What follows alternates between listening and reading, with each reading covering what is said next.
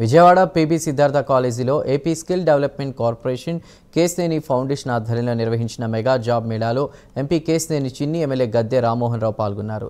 Job మేళాలో 20 లక్షల ఉద్యోగాలు ఇచ్చే విధంగా ప్లాన్ చేస్తున్నామని తెలిపారు. పేదరికం తరిమివేయాలన్నదే ప్రభుత్వ ఆశయాన్ని చెప్పారు. ఇక యువత ఈ అవకాశాన్ని సద్వినియోగం చేసుకోవాలని పిలుపునిచ్చారు. ప్రతి నెల ఒక నియోజకవర్గంలో మెగా జాబ్ మేళా ఏర్పాటు చేస్తున్నామన్నారు. కేవలం జాబ్లే కాకుండా వ్యాపారవేత్తలు కూడా తయారు చేసే విధంగా కూడా ఆ దిశగా ప్రభుత్వం అడుగులు వేస్తుందన్నారు. సీఎం చంద్రబాబు ప్రతి ఇంటి నుంచి ఒక పారిశ్రామికవేత్త తయారు కావాలన్నారని తెలిపారు. ఉద్యోగాలు ఇచ్చే స్థాయికి యువత తయారు కావాలి అనేది సీఎం చంద్రబాబు ఆశయమని ఎంపీ కేశినేని చిన్ని తెలిపారు.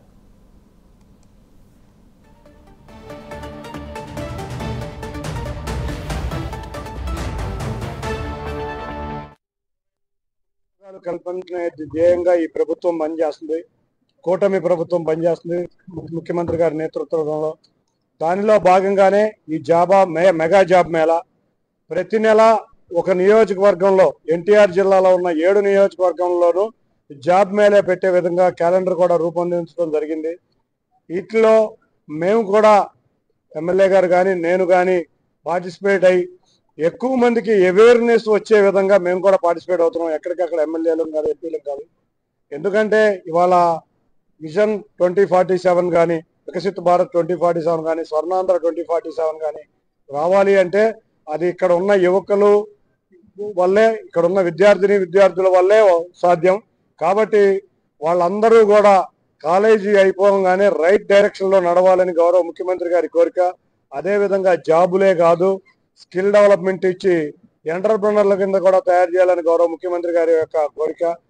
కేశినేని ఫౌండేషన్ గారి ఆధ్వర్యంలో విజయవాడ తూర్పు నియోజకవర్గంలో జరగటం ఇది చాలా అదృష్టం.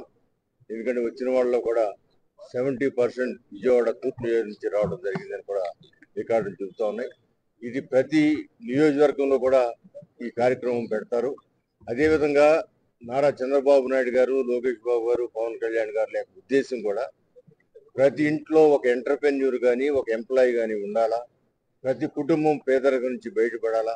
దానికి అనేకమైన కార్యక్రమాలు P4 అని చెప్పి ఎక్కడైనా చదువుకోలేని స్థితిలో ఉన్న పిల్లలకి అవకాశం ఉన్న వాళ్ళు చదువు చెప్పేదిగా తీర్చిదిద్దడానికి కూడా P4 అనే కార్యక్రమాన్ని తీసుకురావడం జరిగింది.